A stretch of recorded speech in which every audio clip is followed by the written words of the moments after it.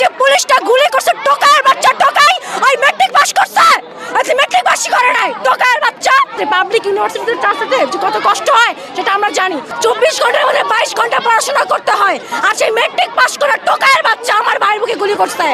আমরা স্বাধীন দেশের পরাধীন নাগরিক, আমাদের স্বাধীনতা পুনরায় দরকার। আমাদের ভাই বোনেদের মেরে শুয়ে দিচ্ছে রাস্তায়, আমরা কিভাবে বাসায় চুপ করে থাকি? জাহিদ ভাইয়ের কি দোষ ছিল? সে একজন মেধাবী স্টুডেন্ট ছিল, সে একটা পাবলিকে পড়া স্টুডেন্ট আর যে পুলিশটা গুলি করছে টোকায়ের বাচ্চা টোকাই ওই ম্যাট্রিক পাস করছে আজকে ম্যাট্রিক পাসই করে নাই টোকায়ের বাচ্চা ওই একটা স্টুডেন্ট একটা পাবলিক ইউনিভার্সিটিতে চান্সতে যে কত কষ্ট হয় সেটা আমরা জানি। দিনে 22টা ঘন্টা পড়াশোনা করে আমরা চান্স পাই, 24 ঘন্টার মধ্যে 22 ঘন্টা পড়াশোনা করতে হয় আর সেই ম্যাট্রিক পাস করা টোকায়ের বাচ্চা আমার ভাইয়ের বুকে গুলি করছে। মুক্তিযোদ্ধা তো মরে গেছে, সে কবে? তার নাতিপুতিরা যে অধিকার, মুক্তিযোদ্ধাকে আমি রেসপেক্ট করি, আই প্রাউড অফ ইউ মুক্তিযোদ্ধা, কিন্তু কথা হচ্ছে তাদের সন্তানরা অধিকার পাইছে ভালো, সুবিধা পাইছে ভালো, তাদের নাতিরা পাইতেছে।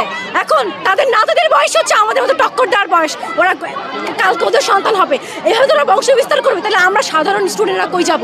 আমার দাদারা তো মুক্তিযোদ্ধা করছে, বাইচা নাই, আমাদের তো মানে সার্টিফিকেট পায় নাই। আমার দাদা বলছে যে আমি মুক্তিযোদ্ধা করছি, আমি জানি আমি কি মুক্তিযোদ্ধা করছি, আমাকে লোক দেখানোর দরকার নাই।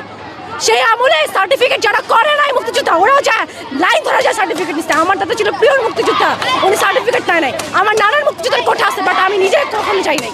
দেশ কারা স্বাধীন করছিল? আমাদের মতো ছাত্ররা স্বাধীন করছিল। আমাদের মতো ছাত্র যেরকম দেশ রক্ষা করতে পারে আমরা মরতে পারবো, তারপর আমরা আমাদের অধিকার আদায় করে ছাড়বো।